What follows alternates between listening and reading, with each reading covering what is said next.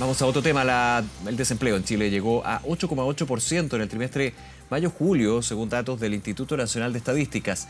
La cifra representa un aumento de 0,9% respecto a igual periodo 2022. Hablamos de este tema con la directora del Departamento de Economía de la Universidad Diego Portales, Marcela Perticará. ¿Cómo estás, Marcela? ¿Qué tal? Gracias por acompañarnos. Ustedes por la invitación. ¿Cómo estás? Muy bien, muchas gracias. ¿Cómo evalúas lo que es este dato? ¿Negativo, muy negativo, dentro de lo esperado, todas las anteriores? Y por sobre todo también en términos de que, claro, no estamos en los dos dígitos como hace poco tiempo, hay que decirlo, pero igualmente novena alza consecutiva. Sí, efectivamente, o sea, es un dato, como tú bien decías, que era esperado. O sea, hace 3 trimestres que tenemos nivel de actividad económica que no crece. Y en este sentido no es que nos sorprende, pero claramente sigue preocupando porque estamos viendo que este mercado laboral que ya estaba lento, sigue lento y tal vez se está poniendo inclusive un poquito más complicado. Ujú. ¿En qué sentido se vuelve un poco más complicado, más allá de la cifra, desde la Mira, yo creo creación de que nuevos más puestos de que... trabajo o la ocupación misma? No, el tema es que cuando tú ves el poco aumento que tiene la ocupación, fundamentalmente se debe a un empleo informal. ¿M? Y esto es complicado porque nosotros sabemos muy bien que en contextos críticos o de crisis, el empleo informal es justamente el primero que desaparece.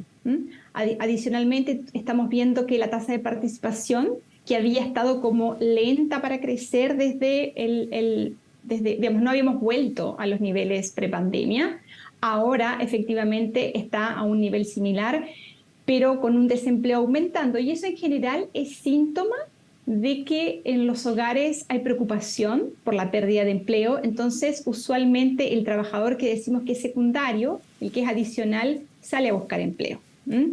Y aquí lo que sucede en estos contextos más de crisis es que algunos empleos se forman, empleo independiente, pero en general son empleos de baja productividad. Y sabemos que son empleos que son bien transitorios y están solamente para paliar una situación más crítica. Claro, y en algunos casos sin, por ejemplo, seguridad social y sin un sueldo Exacto. estable, fijo, Exacto, mira, es cuando variable.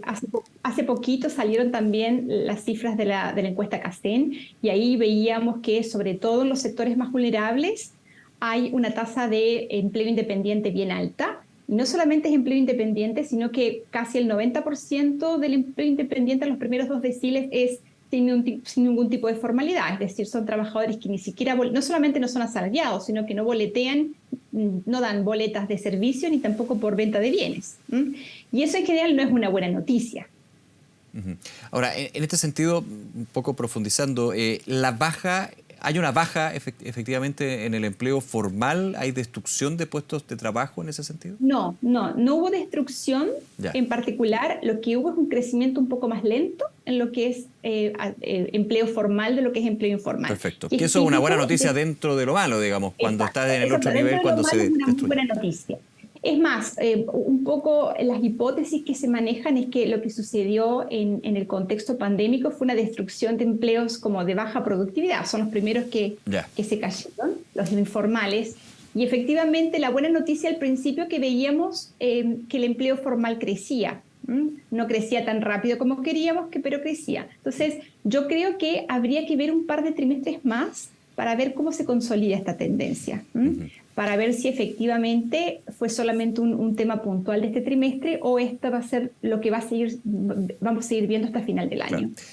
Ahora, por género, los datos que entrega el INE muestran que el desempleo femenino sigue liderando por sobre el masculino, pero Sí, eso es los dos con estructural. alzas de 0,9 puntos porcentuales. O sea, Sí, sí, obviamente similar, alza similar, similar. efectivamente, a pesar que uno hubiera esperado que en general el alza en el desempleo femenino pudiese haber sido más alta. Y eso es una buena noticia. Ah, ya. Yo creo que algunas de las políticas que se han mantenido como este subsidio para el cuidado infantil, etcétera, pueden haber sido particularmente positivas.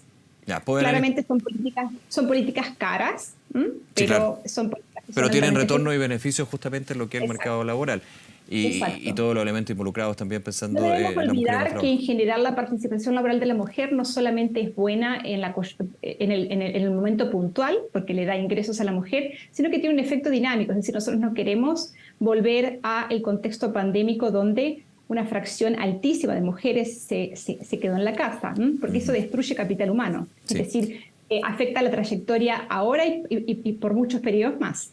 Marcela, siempre está la posibilidad, pero se proyecta, se ve que la tasa de desempleo pueda llegar eventualmente a 2 dígitos o más bien estaría encontrando su tope, su techo. Yo sé que es difícil, digamos, pronosticar en términos de esto, pero desde la trayectoria, la tendencia y las proyecciones también que se han dado.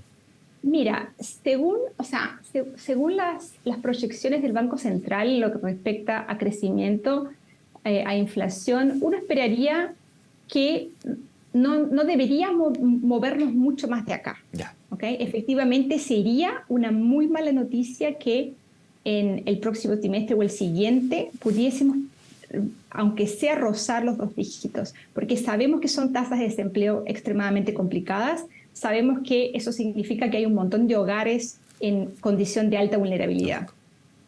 Uh-huh. Y pensando, no existe un promedio probablemente tal, pero en situaciones, entre comillas, normales, ya cómo definir la normalidad, no sé, pero se hablaba de 6-7% bajo ese sí. Promedio, digamos, la tasa de desempleo era un mercado laboral saludable, digamos. Un mercado laboral es relativamente saludable, más bajo de eso para la estructura del mercado laboral chileno es un mercado demasiado estrecho, digamos. Claro. Y sí, son las tasas que nos ponen contentas, 6, 8, 7, sería como nuestro norte. Sí. ¿Esto cuánto? Ahora, déjame aclarar que sí, claro. Lo que nosotros teníamos pre-pandemia o pre-estallido eran unas tasas de desempleo de este orden, pero efectivamente era con un alto empleo independiente, que sí, fue justamente... Pensando en 2018, 2017. Sí, exacto, 2018-2017. Fueron momentos en el que el mercado laboral parecía estar creciendo saludablemente, pero efectivamente había un componente informal. Aumento del empleo independiente. Sí. Claro. Ahora, mirando hacia adelante, y hago la pregunta acá, que siempre es parte de la discusión en términos de políticas públicas, de política misma, en la situación de bajo crecimiento. ¿Cuánto influye y cuánto pesa también en esto del mercado laboral? Desde las expectativas hay un punto ahí. No, de todas maneras, o sea, cuando tú tienes bajo crecimiento y expectativa que en los próximos 12 meses no va a cambiar radicalmente esta situación, tú tienes obviamente un montón de inversiones que no se concretan o nuevos proyectos que no se planifican. Y esto va más allá de los próximos 12 meses, podría ser un periodo mucho más largo. Y claramente la única manera de crear empleo sano es creciendo. O sea, el sector público per se no crea empleo sano. El Estado lo que hace es crear las condiciones correctas, claro, para que las inversiones privadas se desarrollen. Hay algo de empleo público, pero nosotros no queremos reducir el desempleo a costa de solamente contratar empleados públicos. Claro, porque obviamente hay políticas fiscales. Hay política, claro, más desde el punto de vista de la política contracíclica, digamos, pero sabemos que eso cuando no se lleva de buena manera puede ser esteroide. Exacto, pero no puede ser toda la solución. Claro. Tenemos que crecer. Claro, y en términos de crecimiento, de hecho, hace un rato solamente se conoció insumos importantes para lo que es el proyecto de ley de presupuesto 2024 de la comisión que revisa lo que es el PIB tendencial y también el precio del cobre. Y de hecho, el PIB tendencial para este proyecto de presupuesto que ingresaría las próximas semanas, en septiembre, es de 2,3%.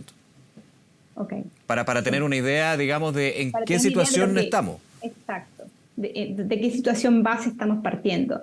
Y efectivamente eso es muy preocupante y por eso otra variable que uno puede pensar que de todas maneras hay que tocar, aparte del crecimiento, es productividad. Y en este sentido, nosotros estamos saliendo de una pandemia, como yo te decía antes, en la cual hubo en cierta manera, se limpiaron ciertos sectores de baja productividad y una de las cosas de las cuales podríamos trabajar es ver estrategias para desarrollar empleo en sectores que son mucho más productivos.